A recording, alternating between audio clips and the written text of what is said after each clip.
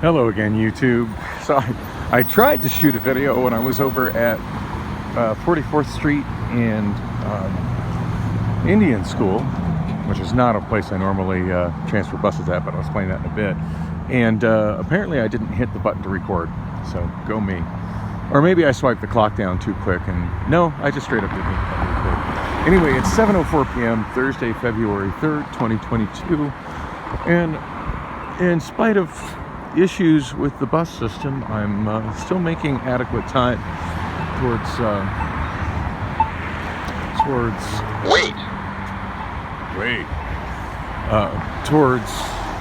getting to Bullocks. Kind of feels weird that I'm this far along on my journey and it's already totally dark out. I usually leave for Bullocks considerably earlier than this. It seems to be odd to me that the Route 0 runs on the street as well as the light rail. But I guess the Route 0 stops roughly every quarter mile, whereas the light rail stops every half mile. I guess that redundancy is needed. I found it comes in handy sometimes if I see which one will show up faster. Since the light rail doesn't run as frequently as I would like it to run. Although it does run more frequently than most bus routes, so there's that. Anyway, so I guess that all begs the question, why am I on Indian School? So, as you saw in the last video, not the last video I tried to shoot because I didn't hit the button, but the last actual video, I just barely made it to the 44 northbound on time. And it's a good thing I cut through that parking lot there behind the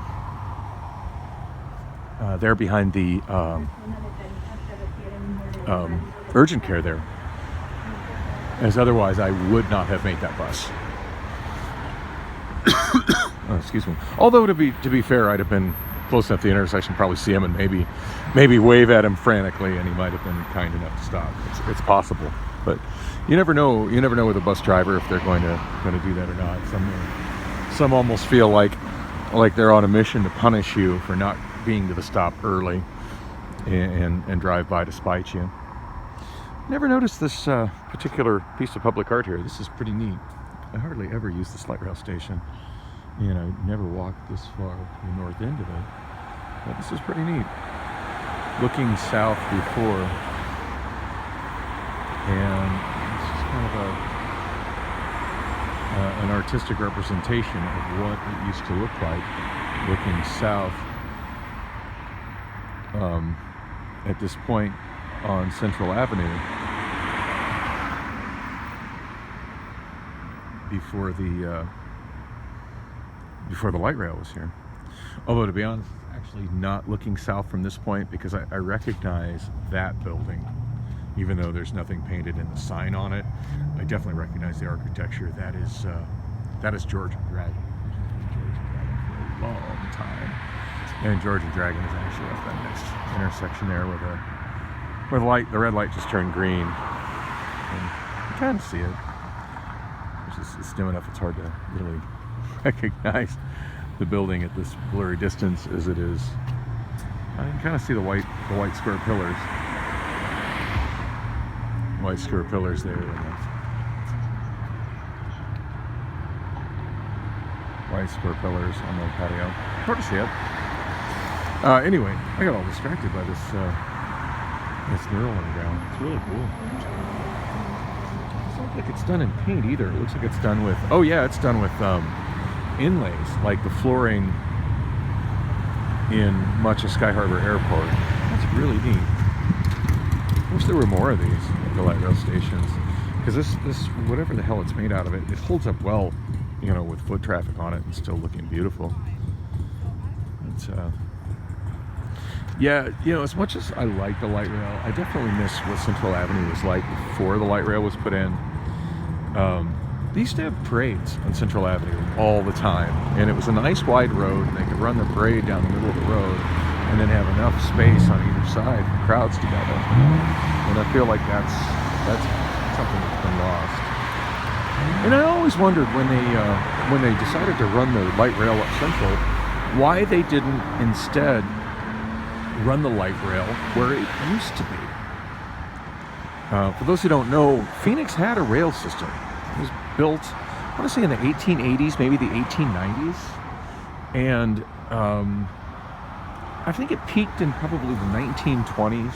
I'm just saying all this from memory. Most of the information I got was at the Phoenix Rail Museum, which sadly is since closed.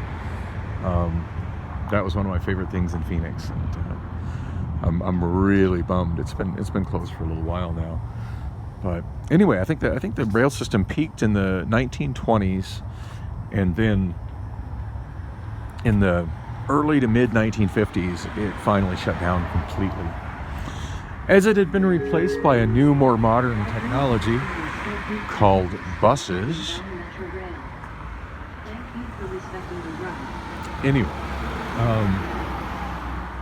the north-southbound route through Central Phoenix didn't run on Central. It ran on 3rd Street.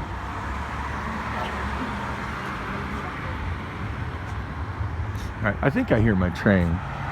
Yep, that's my train right there. So I'm going to have to explain why I'm here on Indian School in a later video. But suffice it to say, this worked out. Super short version. The Route 50 that I was needing to transfer to wasn't coming, and this is working out for me. So, okay.